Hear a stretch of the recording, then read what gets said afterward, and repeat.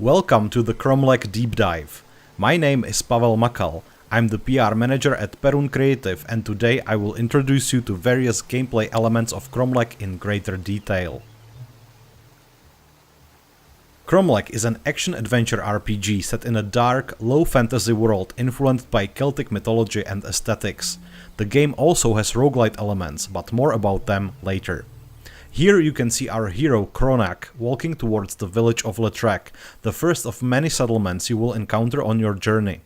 The world is fully handcrafted, there is no procedural generation, and we also used a lot of our own photogrammetry assets, such as flowers and other elements.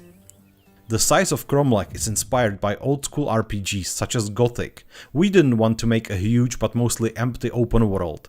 Instead, every nook and cranny has its meaning, and curious exploration is rewarded.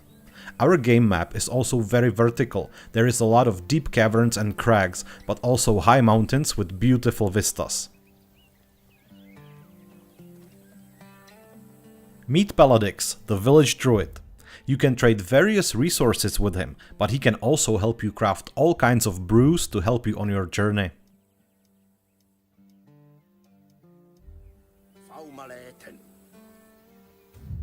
Now, let's take a look at our gear system. This is just a small taste of many armor pieces you will be able to acquire during the game.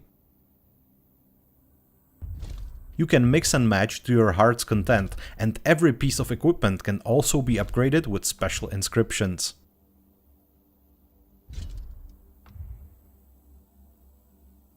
Since the game world is pretty dangerous, it would be wise to go out with a weapon. In Kromlech you will battle your enemies with various swords, axes, maces or clubs. You can even dual wield them or use them with a shield.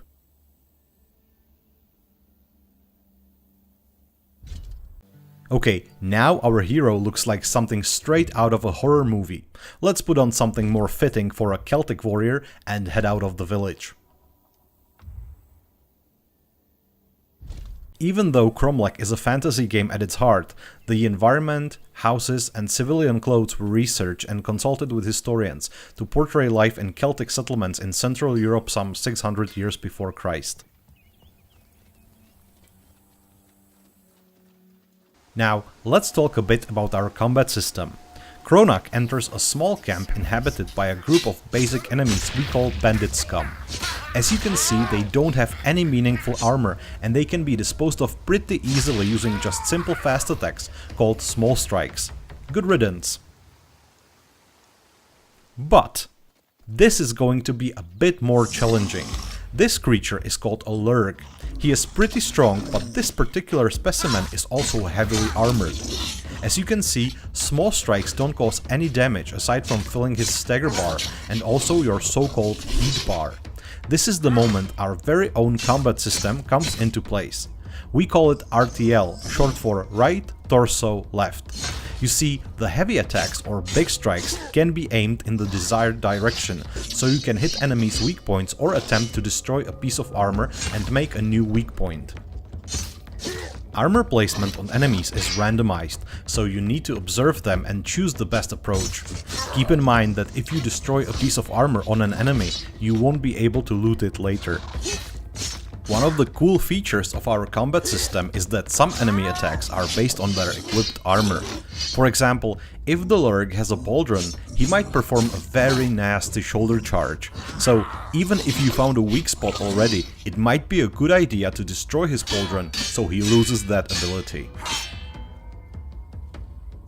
After sustaining a lot of damage, the lurg starts to be more defensive, but don't worry, you can still break his guard and take him out.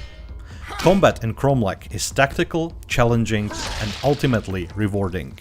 Now it's time to introduce you to our core gameplay loop. As I mentioned in the beginning, Kromlech has roguelite elements. The story takes place in a 30-day cycle. One day can be as long as you want and you end it either by going to sleep or by dying. Resting is important as it replenishes your endurance meter. You use endurance for healing, fast traveling and some smaller activities such as opening chests without lockpicks. When your endurance drops, you get debuffs, pushing you to start another day. But beware, Time is your most precious resource, as new day might bring a brand new challenge. Introducing our Crisis system, the crucial part of Kromlech experience. Each couple of days, a new crisis might emerge in the world. Crisis is a major event that can shape the future of the realm. In this particular scenario, a band of exiles come into the area and they start causing trouble. You have 3 days to solve this crisis, and if you don't, there is going to be consequences, as you can see on the right side of this screen. A good way to deal with the crisis is to start completing quests that are connected to it. This way you earn crisis points and you mitigate the possible consequences. One thing to note is that we don't exactly tell you how many crisis points will each quest give you. We believe players are smart, so we want you to read the quest description and think about what is requested of you.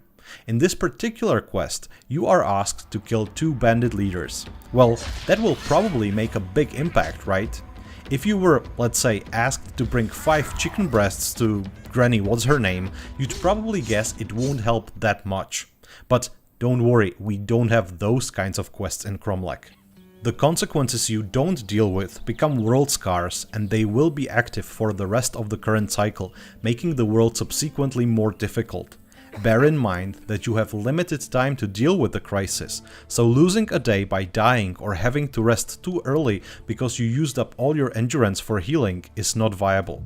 Some players might find additional challenge in a world cursed with multiple world scars, others will probably rather restart the cycle and try again. The good news is we have a lot of crises and quests available, and they also have multiple solutions and approaches, so each and every new run is an opportunity to experience something new and try a different way. One thing that should help you in your future endeavors is our RPG system. In its center lie the epithets, heroic names you gain for your heroic deeds. Let's say you find a stone tablet speaking about some ancient hero who managed to kill a monster with his bare hands. You might want to try it as well, and if you are successful, you might gain an epithet. You can have up to 7 of them equipped, but you need renown for them to be active.